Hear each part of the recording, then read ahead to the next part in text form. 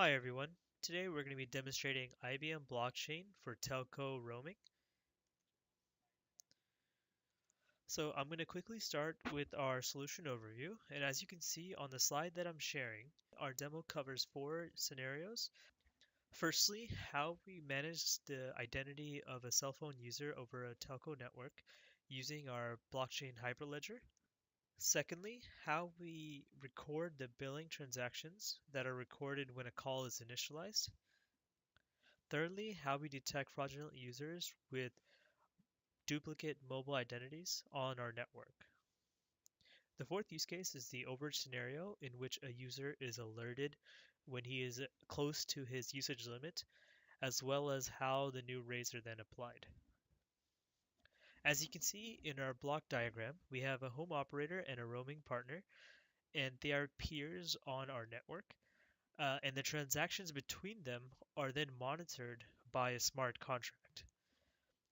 We also have three different users. We have a home subscriber, we have a roaming subscriber, as well as a fraudulent subscriber, which we are using for our demo purposes. So from here, I'm going to jump straight into the demo. So this is our dashboard in which we have mimicked real-life scenarios of users in a mobile network. As you can see, we have a map and we have the pointers for different users, which are spread throughout the world. And all these users are under different service providers. For this demo purpose, we have two different service providers. We have ABC and then XYZ. And at the bottom here, you can see the inventory. We have 5 users. We can see their details, their MSIDNs, their name, address, home operator, their location information, and any other information that we may require. We can also see that the two service providers have their own different views. So we have ABC view and XYZ view, so they can see their own subscribers along with any roaming subscribers that are on their network as well. So we're going to go ahead and start off with the first use case, which shows how the identity or authentication is managed. So we're going to start with user 2. In use case 2, user 2 travels outside the US to Spain. He's discovered, and this move is automatically recorded and it is added as a block onto our blockchain service. So we see here that the block has been added, his location is updated, his lat long values are updated, partner is automatically detected based on his location. And then when he registers, it goes through authentication as well as registration. So we can see that a block is created for both of these steps. When registration completed, new rate type is then updated, and you'll see that it's a roaming XYZ. And after this registration is completed, he is now able to make calls in and out of that location. So now we're going to go ahead and start on use case 2, in which this user tries to make a call out while he is roaming. So he clicks on call out, and a block for call initialization is recorded onto the blockchain service. And we can see that it records the details about the call out. And just like a real life scenario, we're going to click on call end, and it's going to create a block for call end and for call charges as well.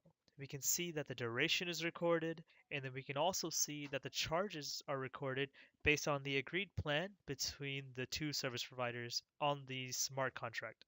We can also see that the two views are updated as well. So ABC view can actually see these activities that are happening. XYZ is also able to see this, as he is able to see this as a roaming user on his network. So he can see the duration and the charges that are happening on his network.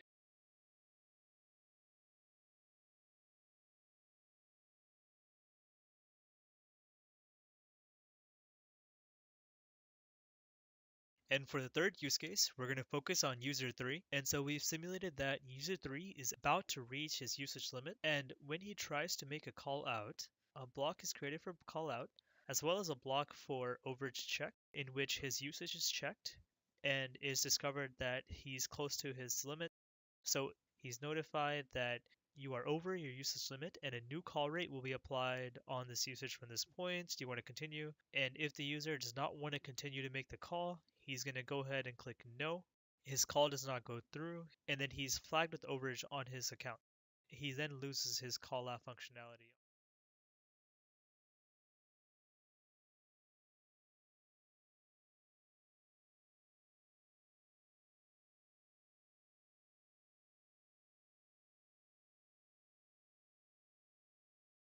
Our last use case is the fraud use case.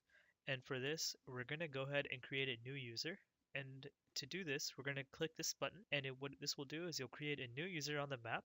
And this user will be a copy of our user 2. So as you can see, he's going to have the exact same MSIDN as user 2.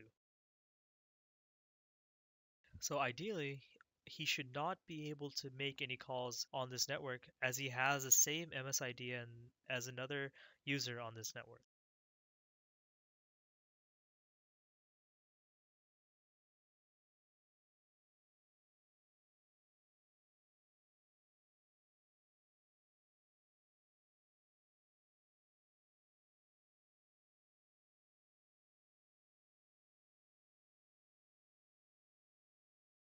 So when this user tries to register on the network, it's going to automatically go to discovery and it's going to go through the authentication.